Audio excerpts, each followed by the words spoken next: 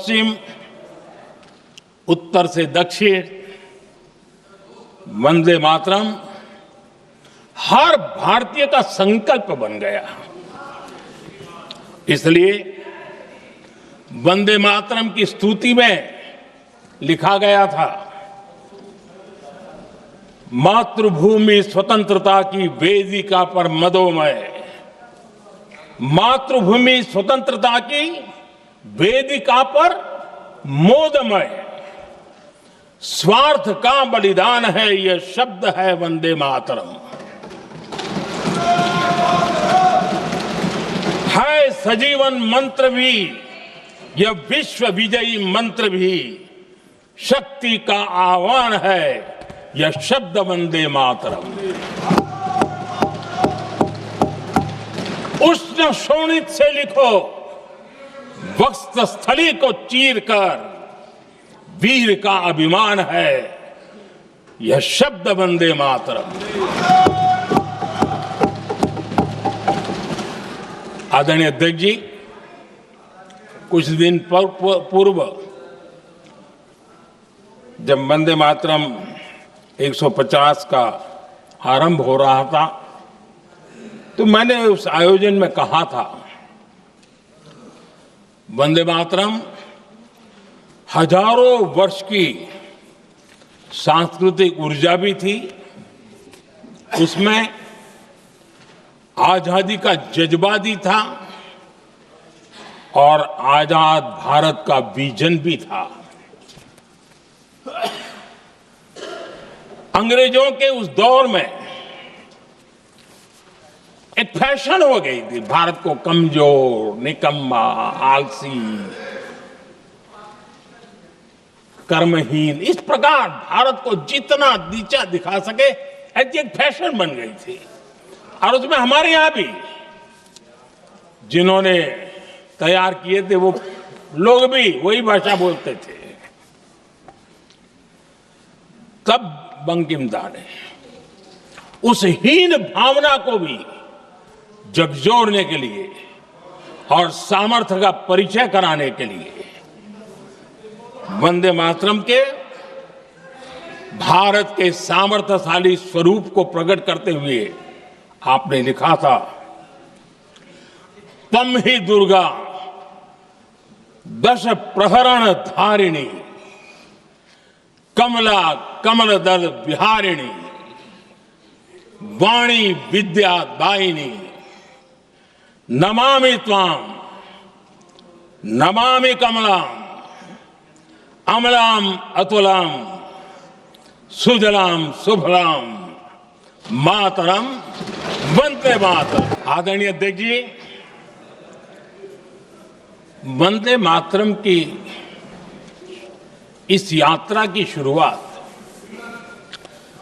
बंकिम चंद्र जी ने 1875 में की थी और गीत ऐसे समय लिखा गया था जब 1857 के स्वातंत्र संग्राम के बाद अंग्रेज सल्तनत बौखलाई हुई थी, भारत पर भांति भांति के दबाव डाल रही थी, भांति भांति के जुल्म कर रही थी और भारत के लोगों को मजबूर किया जा रहा था अंग्रेजों के द्वारा। और उस समय उनका जो राष्ट्रीय गीत था, गॉड सेव द क्वीन, इसको भारत में घर घर पहुंचाने का एक षड्यंत्र चल रहा था। ऐसे समय बंकिम दा ने चुनौती दी और ईंट का जवाब पत्थर से दिया और उसमें से वंदे मातरम का जन्म हुआ। दुनिया में कहीं उपलब्ध नहीं होगा। आदरणीय अध्यक्ष जी,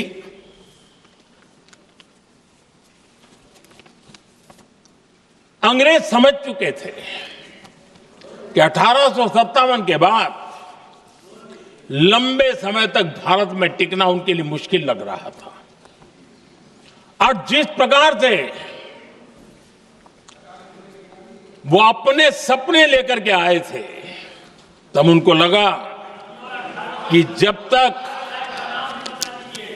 तक भारत को बांटेंगे नहीं, जब तक भारत को टुकड़ों में नहीं बांटेंगे, भारत में ही लोगों को एक दूसरे से लड़ाएंगे नहीं, तब तक यहां राज करना मुश्किल है।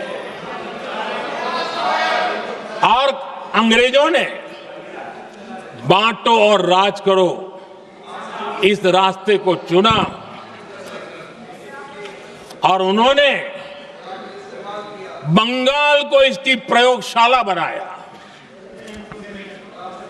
क्योंकि अंग्रेज भी जानते थे, वो एक वक्त था जब बंगाल का बौद्धिक सामर्थ्य देश को दिशा देता था, देश को ताकत देता था, देश को प्रेरणा देता था। और इसलिए अंग्रेज भी चाहते थे कि बंगाल का ये जो सामर्थ्य है वो पूरे देश की शक्ति का एक प्रकार से केंद्र बिंदु है। और इसलिए अंग्रेजों ने सबसे पहले बंगाल के टुकड़े करने की दिशा में, बंगाल का विभाजन तो हुआ, लेकिन एक बहुत बड़ा स्वदेशी आंदोलन खड़ा हुआ और तब वंदे मातरम हर तरफ गूंज रहा था। अंग्रेज समझ गए थे कि बंगाल की धरती से निकला बंकिम बाबू ने ये जो भाव विश्व तैयार किया था, उनके भाव गीत के द्वारा उन्होंने अंग्रेजों को हिला दिया। और अंग्रेजों ने देखिए कितनी कमजोरी होगी और इस गीत की ताकत कितनी होगी, अंग्रेजों ने उसको कानूनी रूप से प्रतिबंध लगाने के लिए मजबूर होना पड़ा था। गाने पर सजा, छापने पर सजा, इतना ही नहीं, वंदे मातरम शब्द बोलने पर भी सजा, इतने कठोर कानून लागू कर दिए गए थे। आदरणीय अध्यक्ष जी, उसी कालखंड में वंदे मातरम की रिकॉर्डिंग दुनिया के अलग अलग भागों में पहुंची और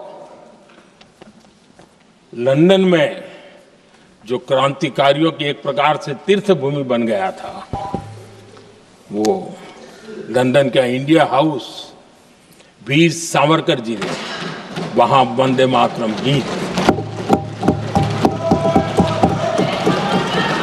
और वहां ये गीत बार बार गूंजता था। देश के लिए जीने मरने वालों के लिए वो एक बहुत बड़ा प्रेरणा का अवसर रहता था। उसी समय बिपिन चंद्र पाल और महर्षि अरविंद घोष, उन्होंने अखबार निकाले, उस अखबार का नाम भी उन्होंने वंदे मातरम रखा। यानी डगर डगर पर अंग्रेजों की नींद हराम करने के लिए वंदे मातरम काफी हो जाता था।